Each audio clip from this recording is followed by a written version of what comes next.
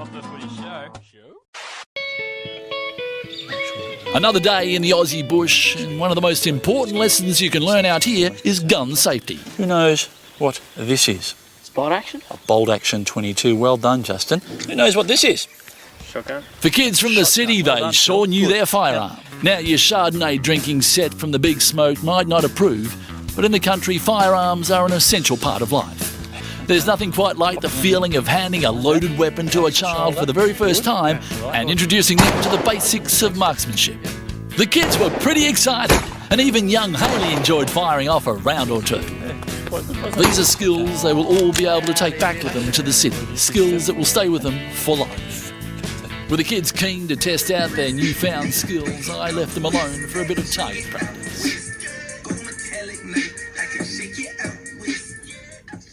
We were in no hurry to get moving, and it was a perfect way to spend a bit of time relaxing with a couple of youngsters.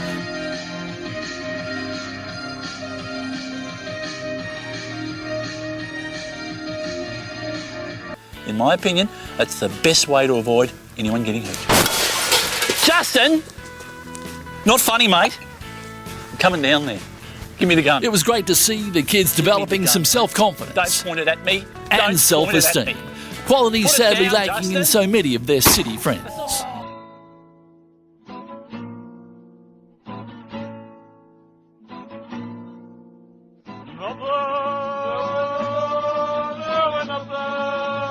the Footy Show. Oh yeah, this is exciting. Beautiful. Oh, mate, it's the highlight of the week. Let's not pretend it's anything but. It's nothing but the highlight of the week, mate. Not the Footy Show. Good day, everyone. Welcome to episode. Good day, everyone. Welcome to episode 211 of Not the Footy Show. I'm Warrick, Nicolson. It's time to talk to my best friend. It's a heartfelt "I love you" to Mr. Robb Cox. How are you, buddy? I'm good, mate. I'm very good. In isolation, kind of, still, a little bit. I did go out today. You did. Yeah. I had to go and get Ooh. my car, what's it called, inspected for registration. Yes. And then I went to Bunnings and picked up a bag of wood for my wood fire at home. Because it's Ooh, cold. that sounds like you want to do some camping, Coxsmith. Is Camping, motocross riding, shooting, drinking beers, all sorts of bit stuff. of TikTok in amongst that, mate? Because that's what this episode is called. We are the TikTok camping extravaganza. That's what we're looking for. We're going to give you 20, 25 minutes on that. We're going to have to go through those interesting times that emanated from the weekend as basically rugby league started going down the hill towards a May 28 restart. And, Getting jiggy with it. Oh, we were. And there's been some fire trails that have just appeared, and we've gone down 2 or 3 of them as a result. And then we went back to Penrith somewhere and got all TikTok-y. Now, that's what the kids love these days, and I've seen it in action. It is ridiculous how much time people are spending on the old TikTok. But the news basically is that Latrell Mitchell, Josh Addo-Carr, and a group of mates went on to Mitchell's farm up near Taree last weekend, and they got caught out by themselves. And then Nathan Cleary decided to host some friends, so people he knew, in his house as they were waiting for an Uber. And all of it not really above board with the NRL and or the police, Coxsmith. We have to go into the outcome of that, the fines, and then the impact, I guess, it's had on May 28. We will also go into what we've been delivered, which is a 20-game regular season. And then after that, Coxsmith, we are going to be getting into a topic that you've wanted to get into for at least, 6 to 12 hours. What's that? We're going to be naming my 2020 Jailbirds team, which I don't think will be taking the field, considering that some of them are probably still incarcerated. But there's some names in there that will probably evoke memories for a lot of people, and some of them not so good memories. But I'll be naming them. You'll be commenting on them, and I hear that you may even have some stats on the boys. No, but we do have some stats. This is episode 211 of Not the Footy Show. We'll be back to talk about some TikTok camping here on episode 211. Not the Footy Show. I see it as a great breach of trust. That's the thing for me, that they know what's at stake here. And if the game was closed down, if the government suddenly looked at this and said, look, you can't be trusted to start your code back up, it's a danger to the community and a danger to yourselves, then it serves them right. And they'll be the first ones complaining because there'll be no money coming in. Okay, we're back. It's episode 211, Warrick, Nicolson, Robb, Cox. It's the 30th of April, and in the last 5 days or so, we've had some very interesting developments in the world of rugby league. Not least, a couple of players went camping. A player and some friends did some TikToking. And what we've ended up with, Coxsmith, is that Nathan Cleary, Latrell Mitchell, and Josh Addo-Carr and Tyrone Roberts-Davis, who's at the Knights, have all been fined and offered suspended one-match bans. We discussed it between ourselves after it all happened, and then we're going to wait for the NRL to come down moderately softly. Is that a kind way of saying it? Yeah, I think the boys got off a little easy, but you know, it's a difficult situation, isn't it? We've been in lockdown now for 5 weeks, 5 to 6 weeks. You know, and I am going to make excuses a little bit for them, but I'm not endorsing it. You know, I don't. There's a really good excuse. You know, this was all for probably. You know, there's probably. I'm not saying, like, from what I know about the disease, it's probably not going to affect any NRL player directly. They're mostly fit young men, and most of the people that have been dying have been elderly and with pre-existing conditions or pre-existing conditions. Most of the NRL players are probably not in that category. So the people that we've been isolating for is probably our older generation and looking after people that are more prone to these kind of illnesses. Now, I'm not saying that Josh, Tyrone and Latrell don't care about those older people, but after 5 or 6 weeks inside, I can understand, you know, I'm a 49-year-old man. I can understand a mid-20s-year-old man, because I was there once a long time ago, but I can understand why they want to get out, and I can understand why they want to go and, you know, blow off some steam. And I understand that they probably missed each other and all sorts of stuff. And the camaraderie that normally happens in rugby league isn't there right now because they haven't had contact. And I know that Latrell and Josh especially are good mates. But still, you know, we probably only needed another couple of weeks to just lay low. Now, I'm not saying that they've caused any spread of the disease, but there's always that chance. There's always that little chance, you know. And you know, you and I had a conversation earlier this week about it's not only, we know of other people as well who we won't mention, but we know of other people in other sports who have been gallivanting up and down the coast, posting pictures on social media and whatnot, and you know, brazenly doing it.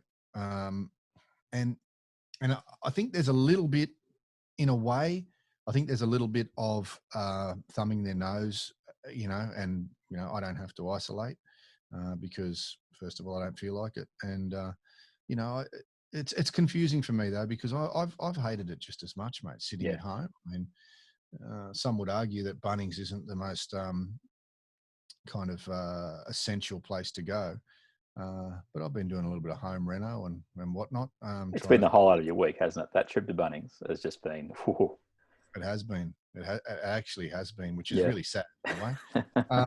But look, I know you've got some opinions on what you know, the boys up at Taree got up to. What do you think? The core of my problem with it is more that you look at that that graph that got released to try and encourage people to stay home. And it was that sort of thing where you could see one person becomes 2, and then 2 becomes 8, and then et cetera, et cetera, et cetera. So your point is valid in regards to, you know, Mitchell and Addo-Carr, healthy young men, probably fitter than they've been for a while. They've had that chance for their bodies just to relax and at the same time kept themselves fit. But then they're around sort of 5 to 10 others who will then be around 5 to 10 others who will then be et cetera, et cetera. So that is probably one of the biggest question on I guess it underlines the naivety of it all, is that it's not just these 2 mates catching up, it's these mates plus extras who then will be potentially amongst what you've said, which is the risk category thereafter. So what has been explained by a lot of experts is that this is something that will spread just by being around people. And that's the bit that I really struggled with, is that you put these other people at risk at the same time. And what I probably had the biggest issue with the Latrell Mitchell Addo-Carr thing was that who knows where Addo-Carr is spending his quarantine time anyway, because is he Melbourne bound? Is he Sydney based? I don't know where he is, but this was relatively planned. There was a screenshot that went around of Instagram engagement between Mitchell and Addo-Carr from a couple of days before it happened. And if it's legit, it pretty much showed that this was, oh, well, I've got some new toys. I want to play with them. Can I come and play at your farm and do it? And that's the bit that I struggled with, is that it was a bit retconned after the fact about what the reason was and all this kind of stuff. And where I think that they got themselves in trouble was more of what you're saying in regards to that sort of generational thinking, is that we're about to get locked down and play football for 20 weeks. Let's go have one last thing. Let's make sure we let off some steam. Let's go and do this on your farm. It'll be safe. It'll be no dramas. We'll get some mates across. And I think that was the mentality.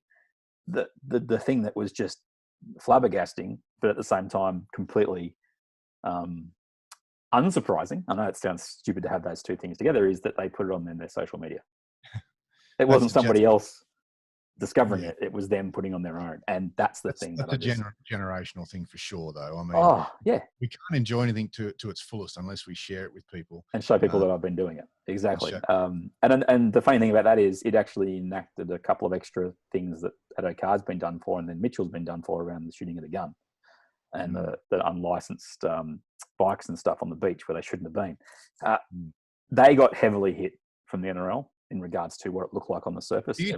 Do you think too heavily, or do you think it fits the crime? No, I think that this is what we're going to get through. We'll go through Cleary as well. Then I want to really talk about how Gus reacted to this, Gus Gould, because I think his first thought is more where I was thinking, and his explanation about why the NRL went to where it went to somewhat makes sense on reflection.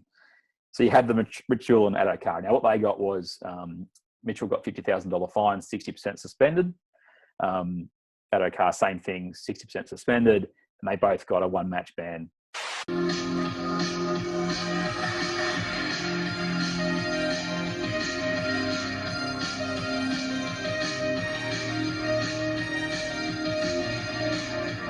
No, we had a bit of an issue just then, but we are back. It's saved. It's all good. So we will continue. What I was talking about was the punishments that Mitchell and Addo-Carr got given, with the interesting one being the one-match suspended sentence, Coxsmith, which is apparently a incentive not to do it again. Is that right? Oh, mate, it has to be, doesn't it? Any kind of suspended sentence is an encouragement not to do it again. Otherwise, you'll get what's coming plus the suspension or the suspended sentence. So, look, again, I'm mixed. I'm a little bit mixed here. I'm not sure. I think the best way to penalise some players, and they all vary. Some is in the hip pocket, which, let's be honest, Latrell and Josh have gotten a fairly good penalty for that. I think it was a $50,000 fine, suspended. So 60% of it suspended. So they've copped a $20,000 fine each. Yep. Okay, that they must pay, and a one-game suspended sentence. I don't know. I know that when you suspend a player, you more often than not you don't just penalise him, but you penalise his team. Yep. And I think that's probably what they were looking at here, is that their team and the game would probably be more penalised than the individual. The individual has to cough up the 20 Gs. But the team would be without a fairly decent player in both Addo-Carr and Mitchell. I still think I think the money penalty is about right. I think the suspension penalty is a little light, but that's just me. That's my own personal thoughts on it. If you want to discourage someone from breaking a nationwide, for want of a better term, lockdown, a one-game suspended sentence, which virtually means zero, is probably not not ideal. But I can see why they did it, mostly for the fans when the teams come back to play allegedly on the 28th of May. Yeah, as I said before, the Gus Gould reasoning, which I'll come to in a sec, is understandable along the lines of what you're saying in regards to the fans and all the rest of it. What I can't get my head around is why the one match suspended sentence is one match. If you were going to actually suspend a sentence and actually put a real disincentive to not do it again, or whatever you're supposed to say that, surely 3 or 4 is a much bigger axe sitting over your head that really gets the message through that if you do this again, you're going to miss a quarter of the remaining games. Whereas one match is nothing. They might as well have been given one match rather than a one match suspended. That's the thing that I couldn't get my head around. Is just it doesn't stop you want to do it again. Really, it's one game. Who cares?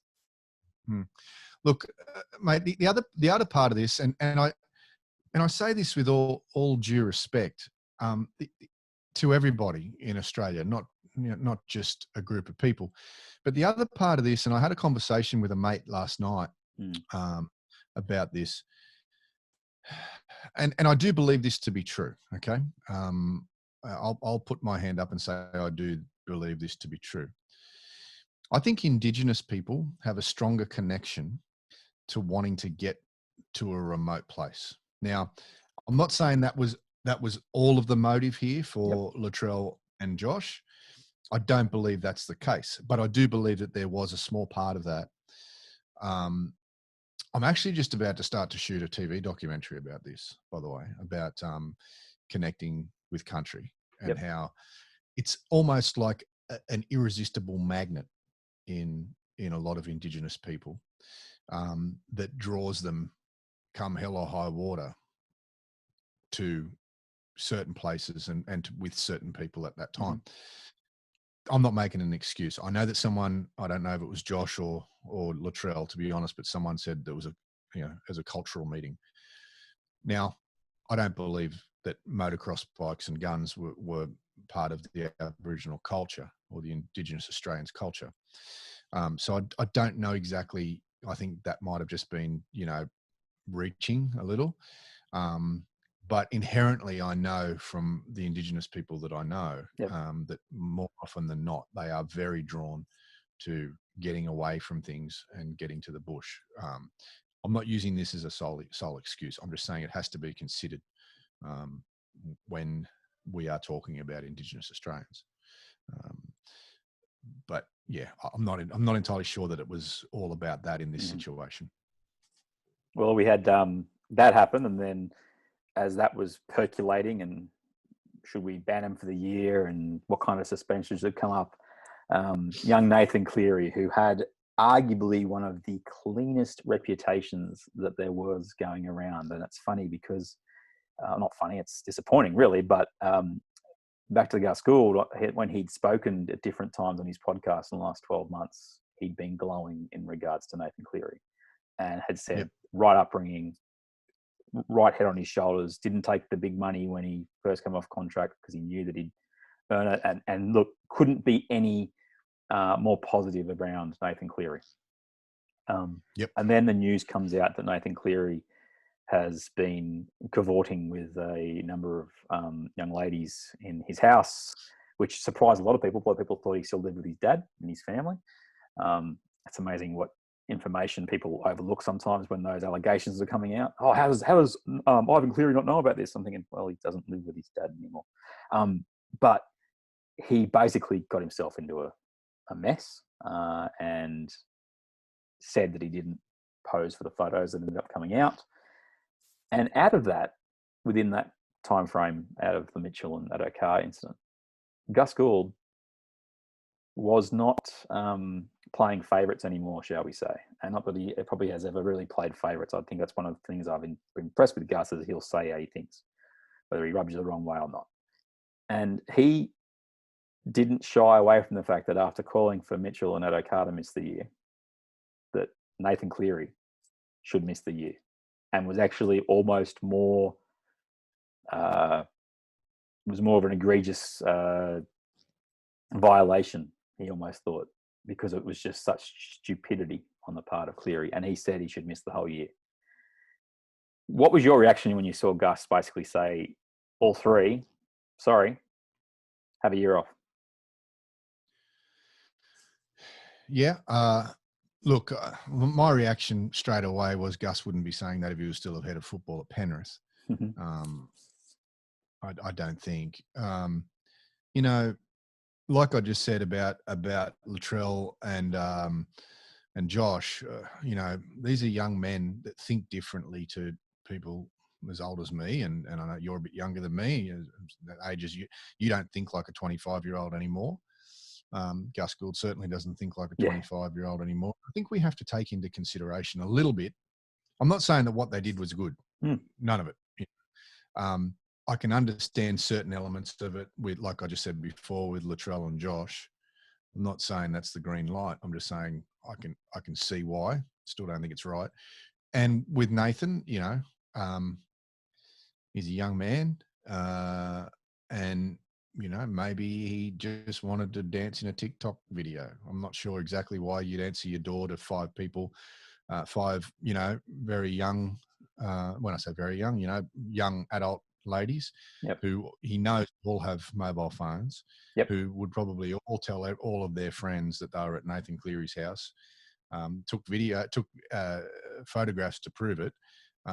Clearly, he knew there was some photographs taken, and then he danced in a TikTok dance. Young guys do some stupid stuff. The first mistake is being around other people in a time where you're supposed to be socially isolating, and the second and arguably bigger mistake is to be photographed whilst doing it. You know, some guys, and it doesn't matter how intelligent they seem when you speak to them, can be as dumb as dog doo-doo when it comes to things like this, you know. And I guess what's the bigger crime? Is it not isolating when you should, or trying to cover up the fact that you didn't isolate when you should? So I don't know. And that's the thing about Cleary. The next day, it gets revealed he's in the TikTok videos. Yes. And his response when asked, why didn't you talk about the TikTok videos, was because the NRL didn't ask me. And that was like, well, dude. That goes back to the old saying, doesn't it? You know, is it a lie? Is withholding the truth a lie? Some will say yes, some will say no. I think it depends on how many TikTok videos you're in when you haven't said a word about it. Whatever the case, I think Nathan got the same penalty, did he not, as far as So Nathan only got a $10,000 fine, 60% suspended, 60%. and the 1 match suspended. Yep. That is still percolating, I think, potentially. I think the integrity unit was talking to him about why that had come out. And we're being pretty clear here. We're both very unimpressed with sort of what's happened. And what Gus ended up saying in his podcast yesterday, which I understood why he didn't back off that he thought they should have missed the year. He still thinks the stupidity and what it puts at risk, that would have been a way he put it was that would have been a punishment that he would have been okay with. Okay?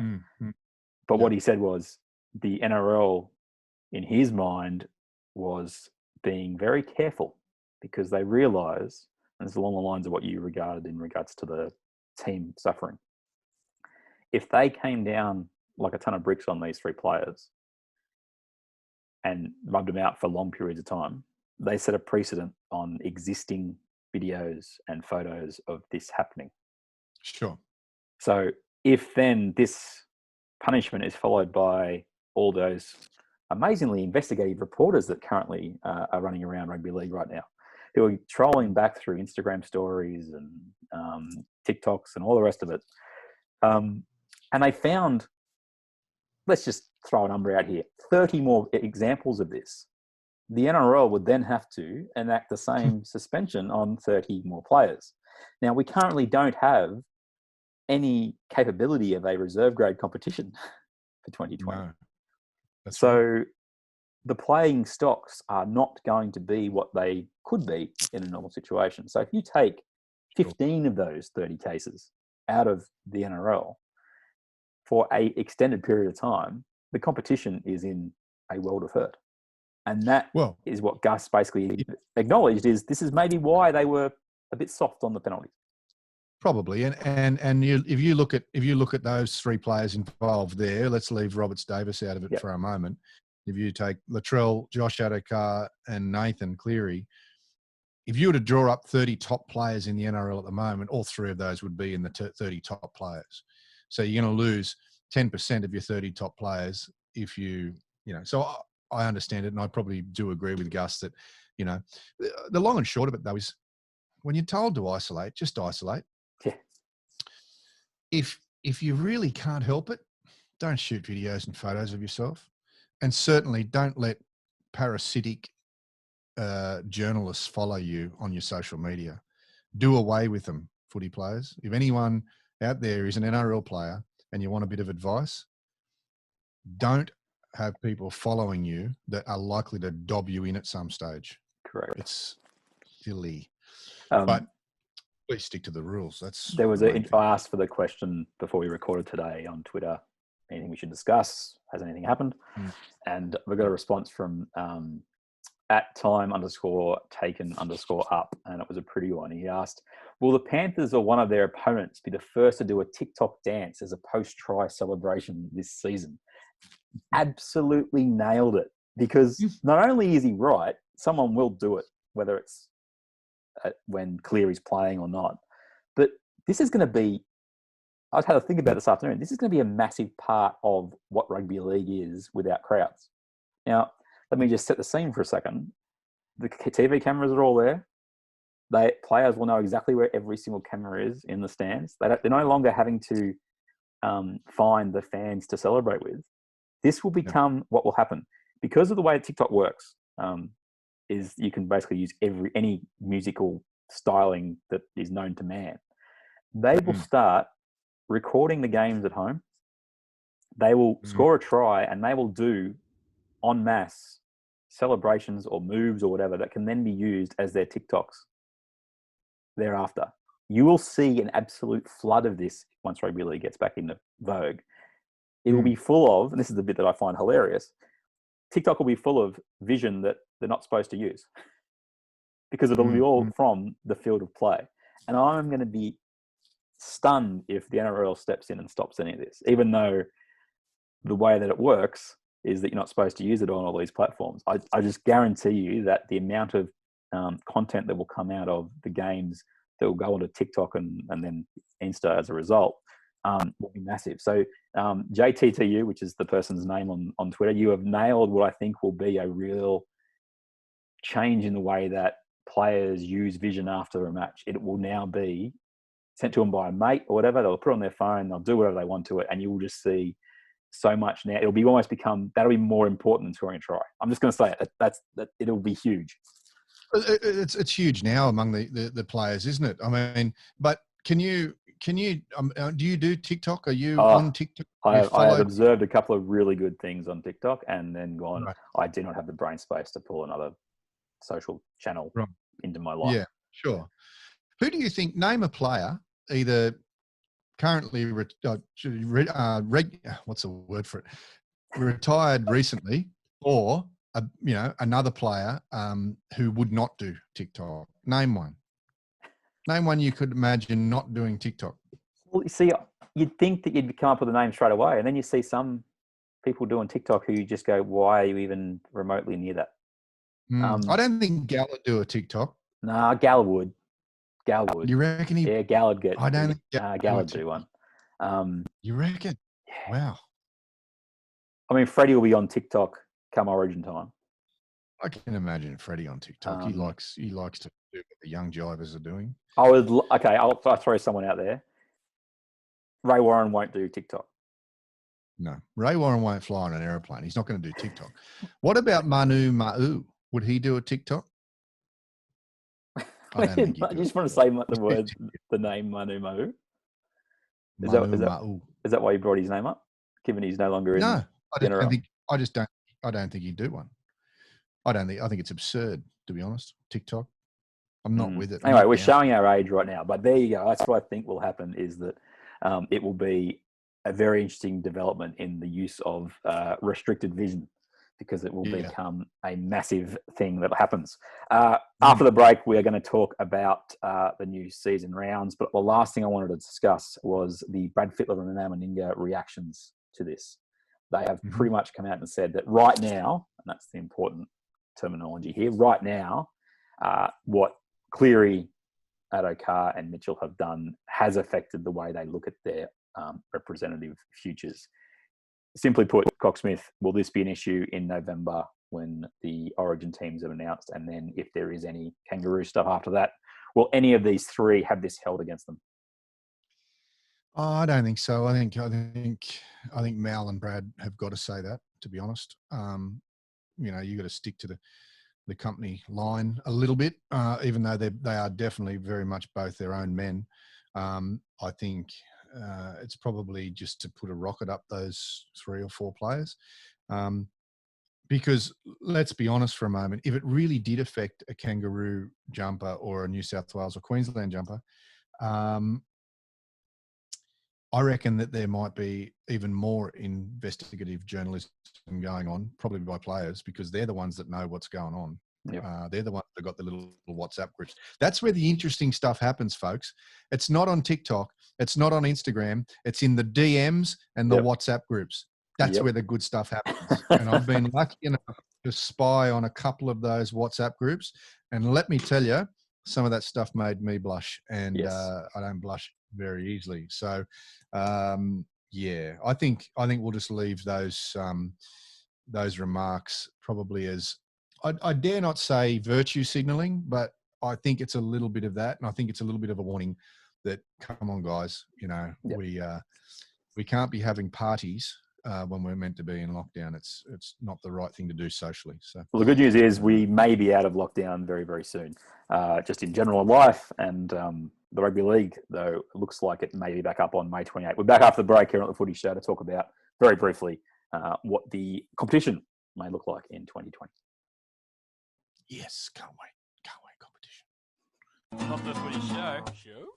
We always base any decision on health advice and on the ability of an organisation to stick to that health advice. So I think it does jeopardise what's happened because the season hasn't even started.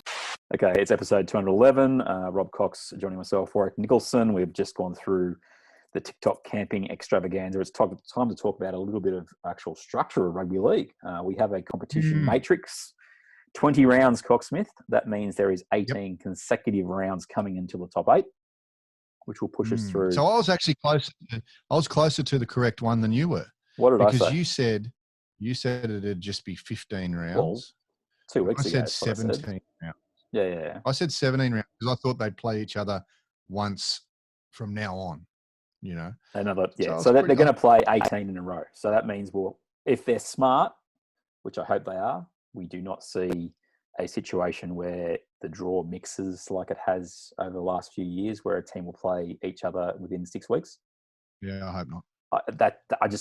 I think they've really got to be careful here, because you've got to play your 13 remaining games in a row against teams you haven't played, because teams will cry if they've got to play the Roosters twice and Melbourne twice and all that kind of stuff. But they can live with that if they've had a chance to play everybody else up until that point.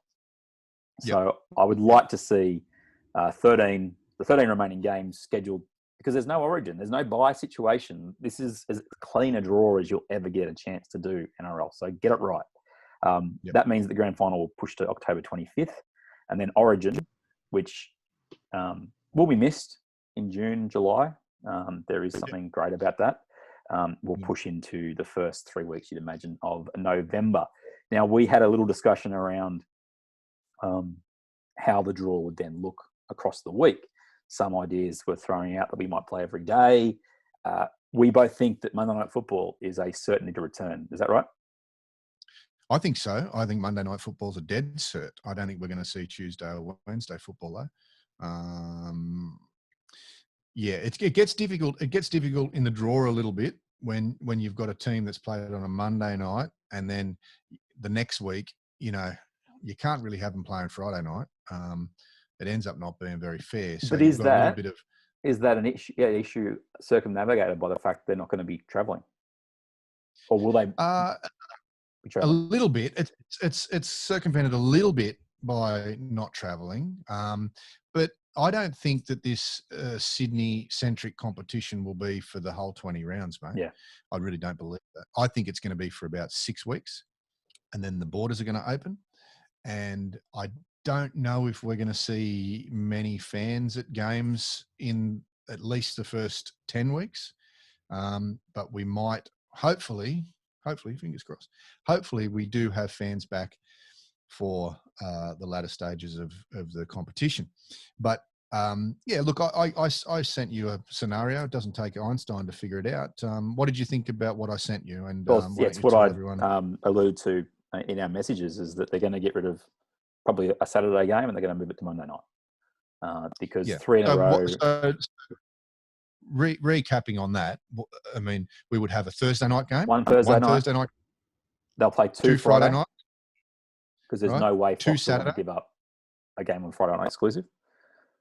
No. So one Thursday, two Friday, two Saturday, two Sunday, one Monday. That's what I think. I agree with that, but what you just said around once borders open up, and I think the fan thing may get pushed through till like September, October. I really think that's the earliest potential of any of that. But if the borders open up and teams start playing games in their home stadiums, does Monday Night Football continue? Maybe not. Maybe it disappears, and it'll be all, obviously Fox and Nine, from what I understand, are paying 50% each for the broadcast, so they get 50% of the games, and it'll come down to what agreements they've got in place for Fox and Nine to be sharing those games. And it'll also, there will be contingencies as well. Don't think for one second, you and I are able to talk about this and Fox and Nine haven't. They will have thought about every contingency possible, which will be fans coming back, probably taking temperature of the people, not literally, but figuratively, for the first 4 to 6 rounds to see who's watching what and what kind of, let's be honest, Fox and Nine have to get money out of advertisers to pay for the games. That's how they pay for their games. It's not just out of their goodwill and their deep pockets. They've got to sell advertising. And I don't think the first 6 weeks is going to be the issue, mate. It's going to be the 6 weeks after that. Well, that's right. And so I think a lot of it will depend on when the fans come back, because if the fans are back, they're not watching it on TV. For the first 6 weeks, like you said, and like you indicated, it'll be an extravaganza on TV. Everyone will be watching it, who's interested in football. So, yeah, I think they're going to have to. Not sure that the Monday night games are going to last all year, but if they don't, obviously that Monday night game will probably then be shifted to Saturday or Sunday, depending on the week and depending on the breakup of the night games versus day games, etc. So, I think that's the way it's going to go. I hope it is. I really do hope it is. I love Monday Night Football, not so much to shoot it, but to sit at home and watch it. It's great. I like watching football. I'm a footy fan, but that's what I think is going to happen. And the funny thing about all this is that in the hour or so since we said we'll have the podcast tonight, the players come out and said that they haven't necessarily agreed to start training yet. Which what's that? Say that again. The players what? I'll read it to you. The players came out in a press conference, a press release saying that they are seeking. Say players, you mean the RLPA? We are seeking further information on several issues, including a revised pay deal, before we agree to return to training next week. Yeah. There seems to be, to my way of thinking, there seems to be a lot of grandstanding from that organisation, especially when you've got players almost crying into their cafe lattes about the amount of money they won't be making this year. The NRL does their very best to get the game back on so that the money starts to flow, so those who are relying on the money from rugby league can be paid again. And every time something happens, the Players Association seems to want a chest beat to say, hold on, no, you guys aren't in charge. Come and talk to us. We're in charge. I know they're overplaying their hand a little bit here. I get the feeling that they probably are to a certain extent. Well, there's a line here on the NRL.com article by Dan Walsh. It's basically saying the players' pay for May was reached in the initial agreement on April 2 in regards to them being paid for May. But what it comes down to is once the broadcast rights deals are like cemented, this is what it is for 2020. The NRL will then be able to give clarity to the players from June onwards, is what he said, which is fair. But this isn't necessarily how the story comes out. The story comes out that the players don't want to go back to training because they haven't got their money yet. Well, yeah, but to get the money, you've got to go. You've got to be prepared to go back to play. And when I say prepared, I don't mean just mentally prepared. There has to be signs that there's movement at the station and players are going back to train. Trust me, they're going to get paid. Yep. They might only get paid 70% of what they were going to get paid, but they'll get paid. And, it'll be a lot better than the other case scenario, the worst case scenario, where there's no competition for the year and you end up getting 20% of what you're going to get. Exactly. Which we're looking at still May 28th. It looks like it will happen. 20 rounds, 18 to go, and we end up with a competition which will be different. It will feel different with no origin in that little area, with no buys.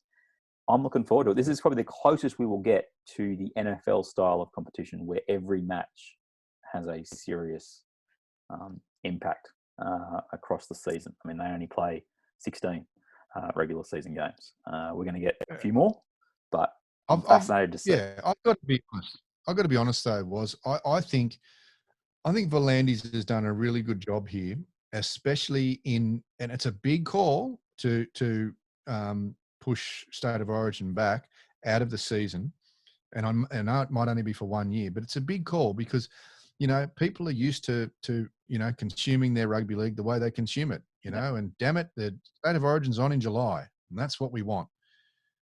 I don't know. I think the purest form of an NRL competition is the no buys, no breaks. I tend to agree here. I don't know if we're going to see State of Origin at the end of the year ever again or anytime soon. We won't. But I like the idea of the competition winners being the most consistent across an 18-week window with no breaks, no buys, no stops, no fanfare. Let's just 18 games, boys. This is what we've got, and that 20-round competition will be the purest that we've seen in a lot of years, probably since 1981. And the other thing that comes in here is injuries now will have a much more direct impact on your season because you can't wait. The player might be out for 3 matches in the old format, but he might actually miss 6 weeks. Now, same with suspensions. Sorry? Same with suspensions. Yeah. Well, Hudson Young won't play a game for over a year, I think they were saying. Yeah, right. He was an idiot for doing the gouge he did, but he only had an 8-week suspension. It's going to end up being a year between playing. Speaking of players that may or may not have done things correctly, we're going to get to your Jailbirds 13 after the break. We've given these first topics a lot of time. Yep. We also had the Zoom outbreak or cut in half in between. What's that? Outbreak. I know. I've watched that movie far too many times. We'll be back after the break, and it is time to look at Coxsmith's Jailbirds 13, the best group since, best is a strong word, since 1982. Not the Footy Show. I am shocked and chagrined, mortified and stupefied. This trial is outrageous. It is a waste of the taxpayers' time and money. It is a travesty of justice that these 4 people have been incarcerated while the real perpetrator is walking around laughing. Lying and laughing. Laughing and lying. You're really distancing yourself from this Jailbird thing, aren't you? You've said Coxsmith's Jailbird. Fly away like a bird. Fly, birdie, birdie, birdie, birdie. You don't want any. Okay, we're back. It's the final segment of Not the Footy Show, episode 211, and it's time to go jailbirding. I don't know if that's the right terminology, Coxsmith, but we're going to get into the dark days of rugby league, which seem to happen every second day. But we have Jailbirds, mate. You wanted to discuss this a few weeks back. We've sort of inched our way towards it. And what we have is to continue our best of series since 1982. We are looking at for your starting 13 of the best Jailbirds. Look, Jailbirds is... What's the terminology? I like the term Jailbirds because it's catchy. But I assure you that not all of these people have been to jail. As a matter of fact, most of them haven't been to jail, but they have been in trouble with the law at one stage or another. And I don't just mean the law as far as the judiciary goes at the NRL or the Australian Rugby League or the New South Wales Rugby League, as it may be. But I'm talking about, the cops, basically. Now, there's a couple of things I want to tell you about parameters to begin with. I've picked no current players because I've got to deal with them. And I don't want to be naming them in a Jailbird team if I've got to deal with them. So, yeah, fear factor's held me back a little. There are some recently retired players. So some of the things, I'm not going to tell you exactly what they've been in trouble for. That's fine. I think that's safe. Allegedly, I think is the best word that you can use for the next 10 minutes or so. Rest assured, they all have been in trouble with the law, be it here or in another country. Yeah. Some are still currently in trouble with cases pending, which I won't talk too much about. But probably recommend you don't. I don't want to get sued. Yeah. But you're figuring out now why people are not really engaging in this subject. It's just. Look, I will preface this by saying a big allegedly at the start of this. No, use it. And if you want to sue anyone, you cannot use it enough. That's what I'll just say. If there's anyone that wants to sue me, I don't have any money. So sue me. I've got an old guitar neck down there behind me that you can have. That's about it. And a whiteboard that's got no jobs on it. So look, let's start off at the back, shall we? Yes, we shall. Let's name a custodian. Someone that's been in a few bits of bother over the years. Is one Ben Barber. Benny B. Benny B. Probably more in trouble with the NRL than anything else. But look, all you got to do with any of these players, by the way, is type their name into Google, and you can go and see what misdemeanors they've been up to. Look, Ben Barber, unlimited talent across a number of clubs, starting at the Bulldogs, and he went to from the Bulldogs to the Broncos. Played very well up there in a few games, and then to the Sharks, where he won a premiership. And then he disappeared. No, he didn't. He didn't. He ended up. This is one of the more amazing things about falling off a cliff. Is that he could have been the Cowboys' fullback this year. Well, that's right. He disappeared from the Sharks though after an end-of-season drug test, from what I'm understanding. And then ended up at he took a little sojourn and then came back and ended up at the Cowboys, where he was going to be their fullback this year. Yeah. And an off-season alleged domestic problem got him in trouble. So Ben Barber, number one. Good player. Very, very good player. Still could be a very good player. Yeah, absolutely. He's young enough to be still playing football. I'm not sure we're ever going to see him in the NRL, though. I think the closest we might see him is to maybe some rugby or something like that. How about the wings, mate? What's happening on the wings? Well, the wings, mate, I've got an old player, Smoking Joe Kilroy, who we all love. Smoking Joe, ex-Brisbane Broncos player, alleged something to do with growing weeds or distributing grown weeds. So what you're telling me is he doesn't run like a Jim's mowing right now? No, he doesn't. Although he's not in jail. Yes. Let him grow to full bud, if you know what I'm saying. Allegedly the boys in blue caught up with him, and that stopped his gardening business for a while. One of the great nicknames, though, Smoking Joe Kilroy. No, it's quite apt, and he had that name before any of that alleged other problems happened. So he's on one wing. The other wing, I've got. Yes, he's in number 5. In number 2, I've got a player out of position, and what a player! Played Origin, and also was a star for the North Sydney Bears. And a great name, Matt Sears. Searsy. Matt Sears. Never really played too much wing, but that's the only place I could fit him. Okay. I had, he's normally a fullback, and I think he played a little bit of centre. Got himself into a little bit of white powder problem over there, not so long ago, actually. So across the line yes, a bit is what you're telling me. Cross the line, cross the white line. So good on you, Matt. You made my team. Centres. In the centres, I've got I've got a couple of Eels players in the centres. Yeah. Jacob Loco. Although I don't believe Mr. Loco was playing for Para when he was. He playing for Para when I think he was. Gavel came down? Yeah. He was? Okay. Yeah, he was, Right. he was well qualified. Look him up and Google him. Yeah, in his centre partner as well is one Jay Hayne. Jared Hayne, interesting. The Hayne train. It's funny.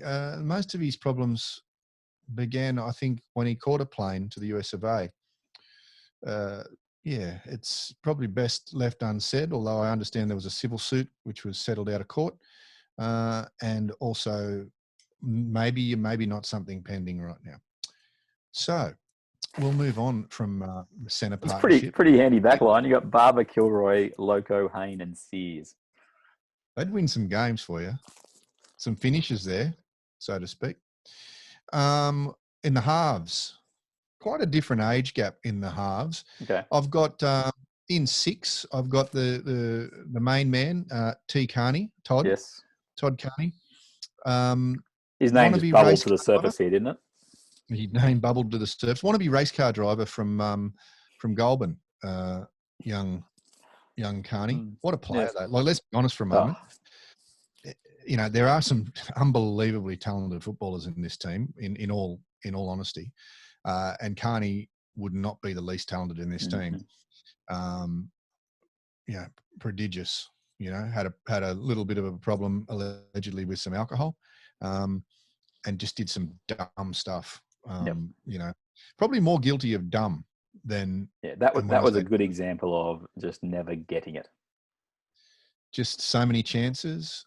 People still argue that there are other players around that have done still playing the game that have done worse than Todd, probably, but there's not too many that have had as many chances. One of the great lines from I think it was in regards to, I think he might have been at the Roosters at the time, whatever it was, but it emerged that when Canberra tried to hold on to him for the 50th time, it turned out it was almost like the 50th time.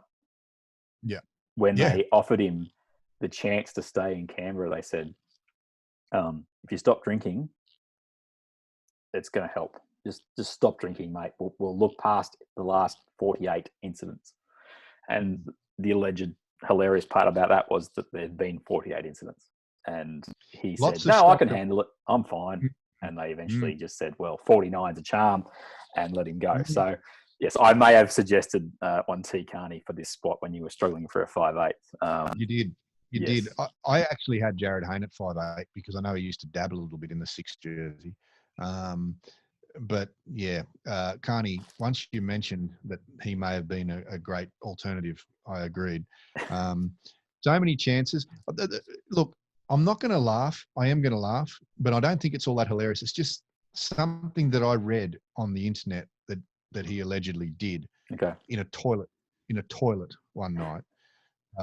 Was he allegedly lit somebody's pants on fire with a lighter, which is kind of funny. But the guy, I understand, wasn't all that amused about it. And, just larrikin stuff like that, same as the bubbler incident that nearly everyone has heard or seen about, just ludicrous stuff to waste your talent or to let it go down the drain, so to speak, on the back of some very, very dumb misdemeanors as well.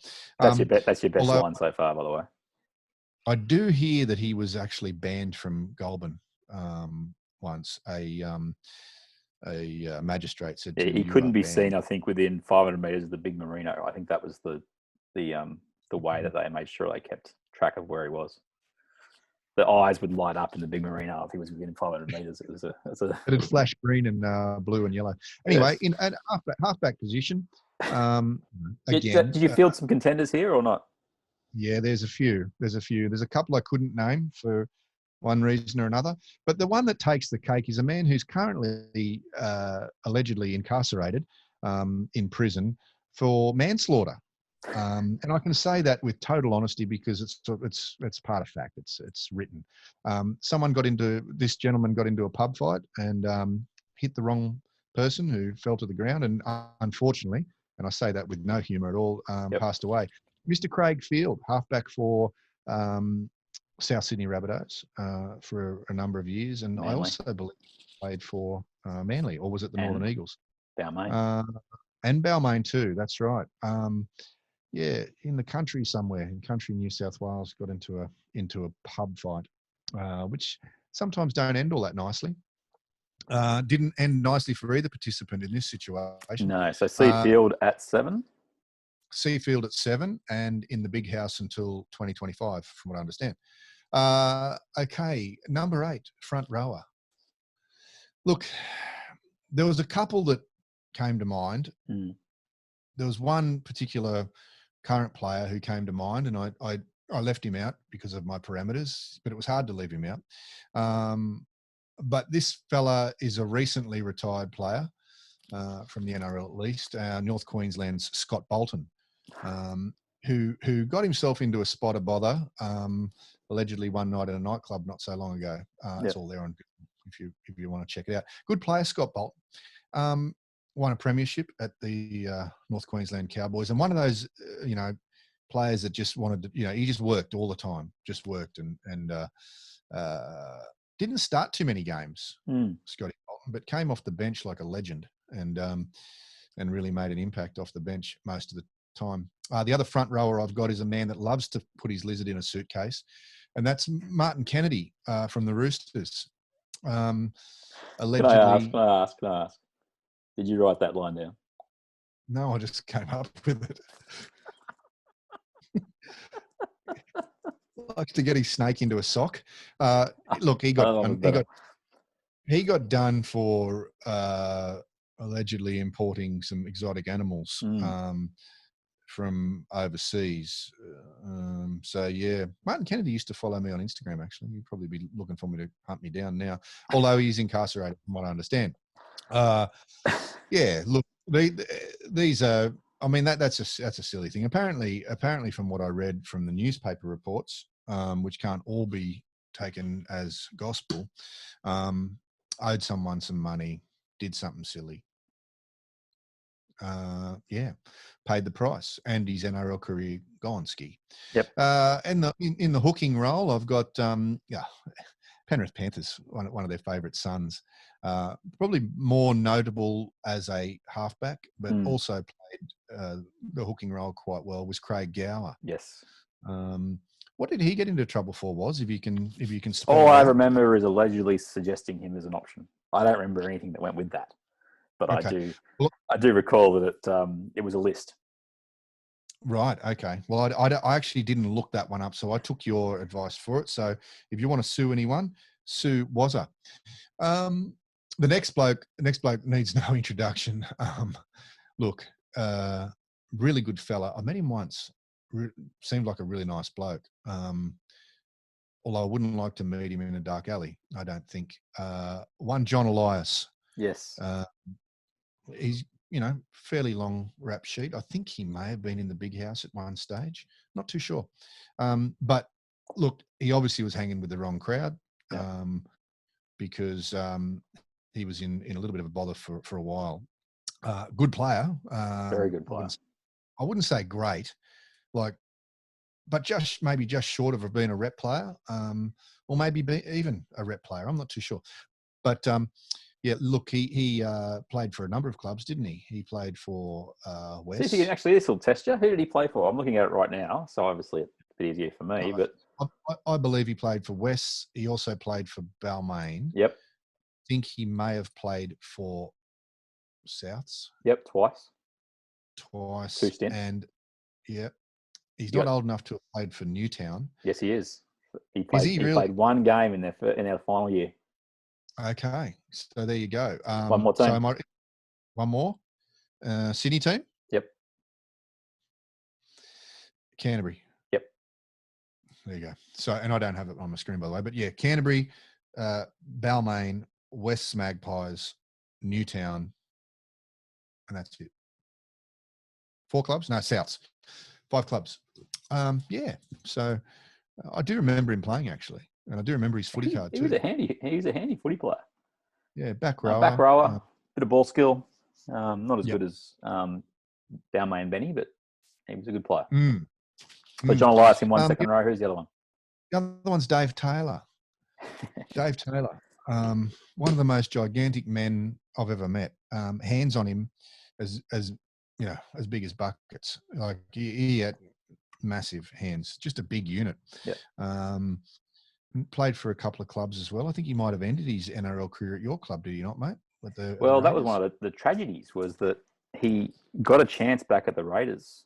I think it was 2017. I'll double check that, or 18, and was making a fist of it and got his fitness back up. Was looking like he had got it finally. That, you know, as he approached 30, that maybe this was his last chance, and he had just started hitting form for the Raiders. And he got offered a massive deal from Catalan to go back over to the UK. Right. Yep. And he accepted that. The Raiders let him go, let him out of his contract. And I don't think he even played a game. He didn't play a game for Catalans. Where did his troubles begin, mate? Back here, or after the Raiders, or before the Raiders? Was he allegedly in trouble with the boys in blue? You mean right at the end of his career?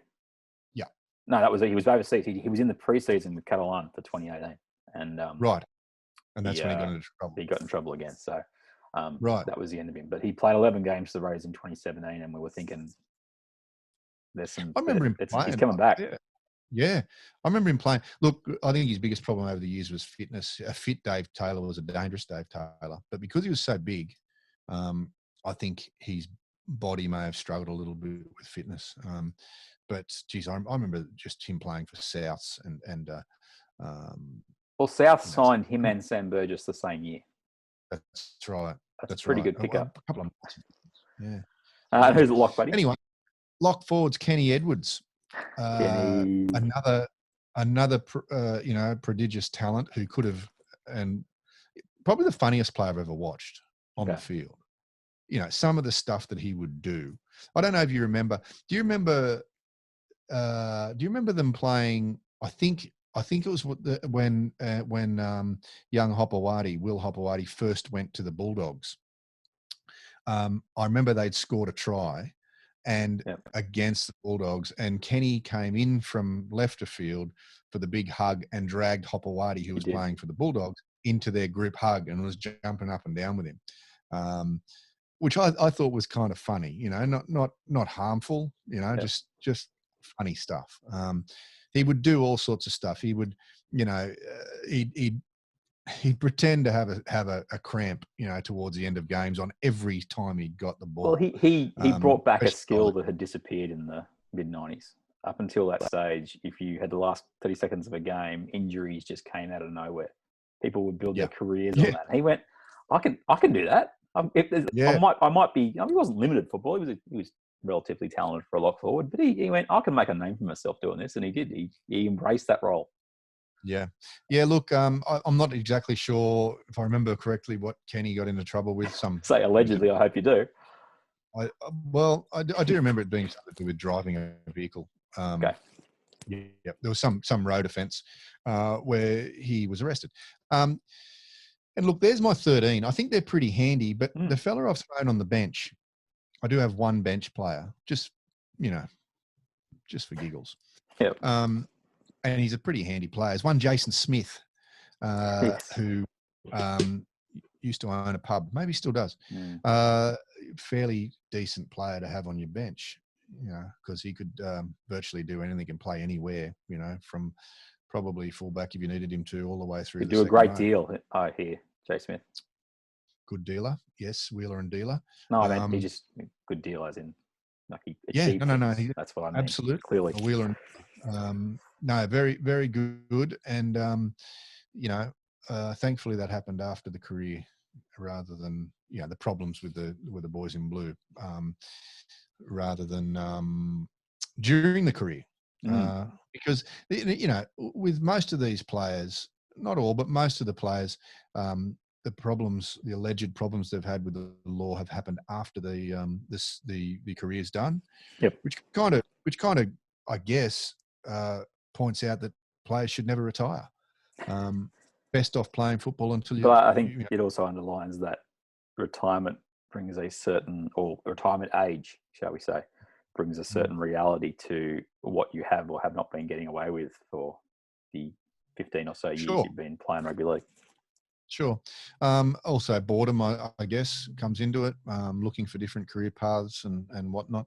Look, a lot of those players that I've named, the 14, a lot of them probably could be found guilty of stupidity, like I mentioned with Carney, more than a lot of them are victimless crimes. Most of them, I'd say, but there's there's a couple in there that, are a little bit on the dark side, if you know what I'm saying, and the crimes may not be that fitting of somebody who's meant to be a role model. But anyway, they can carry that crap around forever. What do you think of my team, mate? I don't mind your team. There's some talent on that field. There's talent off the field from some of the escapades. Would they win a game or two? Look, the forward pack, I think, lacks a bit of star power. Realistically, there's only one star in that forward pack, in Dave Taylor. Gower at hooker, though, I think is a nice addition. Yes. Field always left people a little bit let down with when he finally signed, we got away from South and finally signed with Manly. It was like, he's going to deliver greatness for the Seagulls, and he pretty much got kicked out of the Seagulls in '98, I think it was. And what did he get kicked out for? What happened? I don't know, to be honest. And then he ended up going to the Tigers. But from what I remember, it just did not quite work out at Manly. We all know about the skills that the likes of Hayne and Carney had, and Barber, and there's some solid footballers in that 14. Jason Smith, I think, is a bit harsh to end up on the bench in favour of Kenny Edwards, but Oh, well, the only reason is, I could have put either or, but Kenny came to mind before Jay Smith did. I remember. I was Googling. Man. It took a while, and obviously with my parameters set, I could only go with players that no longer played. Not that there are that many currently that are that way inclined. A couple, but not many. I thought you might have gone a little bit further back. Not that any names come to mind straight away, but I thought you may have sort of delved into sort of early 90s, late 80s kind of a bit. Have you got anyone? Have you got anyone in particular? No, I have deliberately played the straightest bat imaginable in this escapade. And the only ones I can see there from that period is Field, Kilroy, and John Elias. So you've got nobody. You've got nobody in mind. No. Mate, look at my face. I don't have much of a brain at the best of times, but right now it's just firing on no cylinders. I got nothing for you. Look, my BS meter is going berserk at the moment because you are the bloke that remembers players from 1978 who played 2 games for, some. Hey! I'll cop a lot of things, but I wasn't alive then, so there's no way I remember that. All right. Yeah. Anyway, look, I if there's anyone I've missed out, let me know. Us know. Yeah. But I have verified that every one of those players that I have mentioned at some stage or another, allegedly, has been in trouble a little bit. So, and not a TikTok offence among them, mate. Not a TikTok, not social distancing offence either. Hey, just out of interest, going back to our first segment, did you hear that possibly Latrell and Josh Addo-Carr have been given breach notices by the police for their lack of social distancing? I'm hearing that both of those guys got $1,000 fine. They did. They got that happened the day after. The NRL waited for them to get done by the police to then. Okay. But Nathan didn't, because he was the homeowner or the person that didn't break the distancing. Is that something correct? like that. Yeah. Yeah, fair enough. Well, look, that's the 2020 team. there could be more next year. If many players retire and I can name them, then we may name another team. But that's the inaugural well done, mate. Problem childs. Indeed. So That's the Jailbirds 13, the best group or the most remembered group since 1982. We have to wrap up the show because somehow we've done an hour again. An hour again. Yep. I have some interesting news. Steve Mascord, who has been on the show before, surfaced. He's got off Twitter, but he surfaced as just Facebook friends and whatever, and he surfaced that he has been working on a project for about 10 months now on the 1997 Rugby League season. Oh yeah, why is that so pertinent? Well, I just think it's interesting because we've sort of been waiting for something big, Super League Warrick to happen. I actually, and it's the reason it's relevant is that I just bought off eBay 10 books from the 90s, including one that I've been searching for a while, which is the Mike Coleman book on Super League. I've got the Rory Masters one somewhere in the house, not sure where, but there were two main books released around that whole incident. There was the Mike Coleman one and the Roy Masters one, and I haven't read the Mike Coleman one in full. I think I saw it in a library 15 years ago.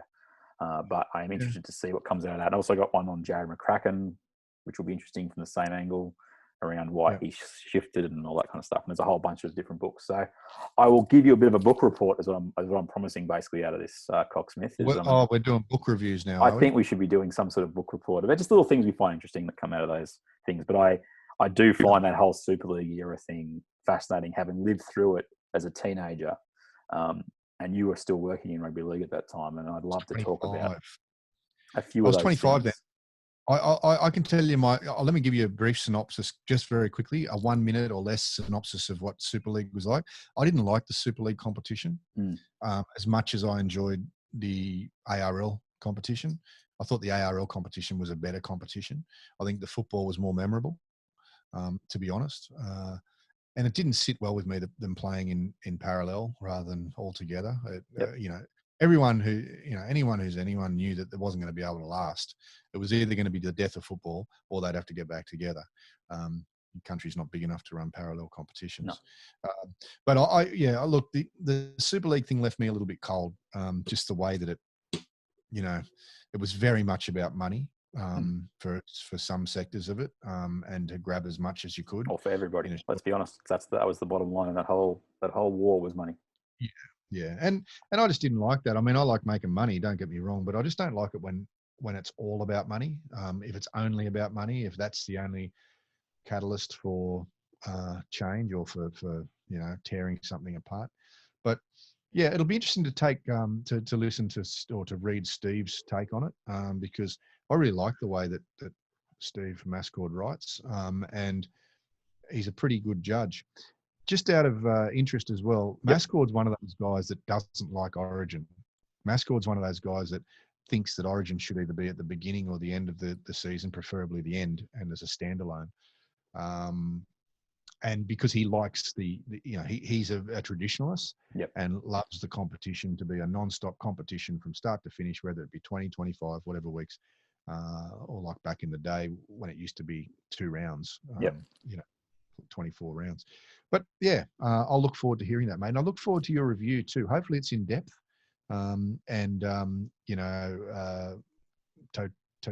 What's the word for it? Totalitarian? In total. Yeah, that one. I'll give you some feedback for sure. But yeah, look, I was in high school at that time, and one of my many memories of that period, but I copped it from ARL aligned mates. Oh, really? So I was a Canberra fan, so I of course was seen as only loving Super League, and I was still at that age where you followed your team. That's what you did. You went into their competition, and it was funny. It didn't affect the friendship element, but you copped it because you were Super League, and that was one of my main memories out of that period. It was definitely, as someone who supported a Super League team, you felt vilified for that.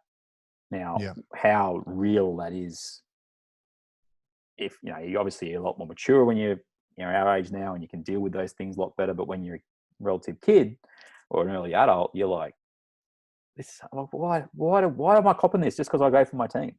And what always comes to mind when I think back to that is, that was what a supporter was feeling. How was a player feeling? Now, his bank account may well have been massively inflated, and some of those stories coming out of that era are just fantastic. And probably my biggest takeaway from the Canberra situation is they signed way too early. All those Canberra players were at the casino in Townsville when they all got signed in one foul swoop by Dave Smith of all people, former CEO of the NRL. And what I've read I was reading Daly's book a couple of months ago, and he just says you walked in, they gave you a check, and you went, "Yeah, that sounds good." There was no haggling, no, like, this is what I'm getting here. And Ricky Stewart went through that whole process, and that's one of those fascinating things around Super League is the little battles that then pitched up after that initial sweep towards the Super League or News Corps as it was then in that April of 1995, which is amazing because just months earlier the game had expanded. It had taken all the steps that rugby league was supposed to take to capitalise on that golden era, which is really that early 90s period where rugby league was just at the top of its game. Everyone loved it. The fans were everywhere. It was television-wise. It had just gone to Channel 9 and they'd taken it to another level. And then this happened. And it is always the question that will be on anyone who lived that period's lips is, where could rugby league have gone if it hadn't have happened? Because it was on this massive trajectory up. It was on a wave, wasn't it? It was on a wave. Would the South Queensland Crushers still be around? Would the Western Reds still be around? All these questions come out of it. But anyway, I will endeavour to read some of those books and give you some interesting stories if I see any. And you've probably got some books lying around the house, I'm sure. Yes. I do have some books lying around the house. None of them pertaining to rugby league, though, mate. I built a new bookshelf in my time off, my isolation time, and it's funny, maybe I'm not all that much of an intellect because most of my books are picture books, most of them, a lot of photography books. You're a big Spot fan, I hear, mate. You love seeing Spot run. Yes, love Spot running and like to find Freddie as well, or whatever his name is. Wally, Wally, find Freddie.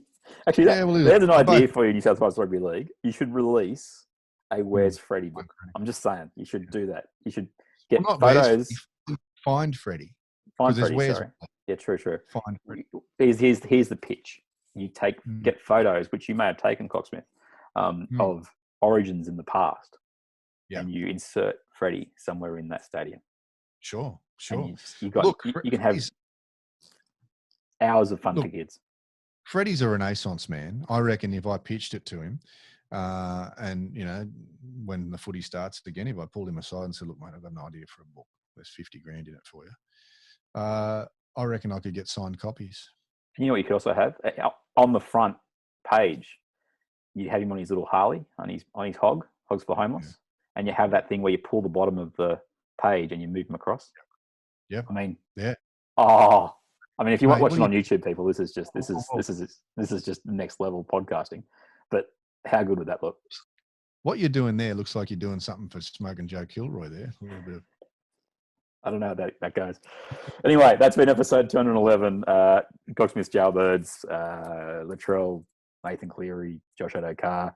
They're not my jail. Whoa! They're not my Jailbirds, mate. That sounds to me that was grabbed by somebody trying to dig dirt or put me in court or something like that. It makes them sound like they're my Jailbirds. They're not my Jailbirds. They're not your Jailbirds. Okay. Latrell, Josh, and Nathan are not my Jailbirds. Okay? And when I say Jailbirds, there's an asterisk next to it, and it doesn't mean that these people have been to jail. Okay? Okay, thank you. The team that I announced earlier on did not all go to jail, but some are still in jail. Nice. Yes. Anyway, that's been episode 211. We've given you insight into a few different things. I'm not going to explain them anymore because it might be misconstrued as allegedly something that should not have happened. But we are hoping still to get to May 28 and a return of rugby league. It's going to be interesting, though. I don't pretend that it's going to be a quality of competition that we're used to. I think it'll take time, particularly for the players' bodies, to get into that zone of that high intensity and the rest that comes with that. Yeah. I think it's going to take a while. I think by the end of the season we'll have a quality grand final if we get there. If we get to the end of the season, we'll have a quality final series and probably a quality 4 or 5 weeks going into the final series. Yep. But it will be a little bit. I think it might be a little bit clunky for the first few weeks, but that's natural. You know, you look how clunky sometimes the trials are in games, and trial games are at the beginning of the season, and that's what it might be like for the first couple of weeks. But you know what? Clunky footy's better than no footy, mate. Correct. That's a really good way to end the podcast. That's been episode 211. Warrick Nicolson, Robb Cox, and you can get us on facebook.com/NRL podcast, on the YouTube. We'd love a rating anywhere. We'd love some feedback if you can be bothered. We've actually had a pretty good watch percentage on our Todd Greenberg video, which was very interesting to see how people's engagement stayed on that. It was a shorter podcast, and then, of course, we've gone a long one this time. But hope you've enjoyed it. I've been Warrick. That's been Robb, and we'll speak to you next time on Not The Footy Show. Beautiful. Pepsi. Not the footy show. Pepsi.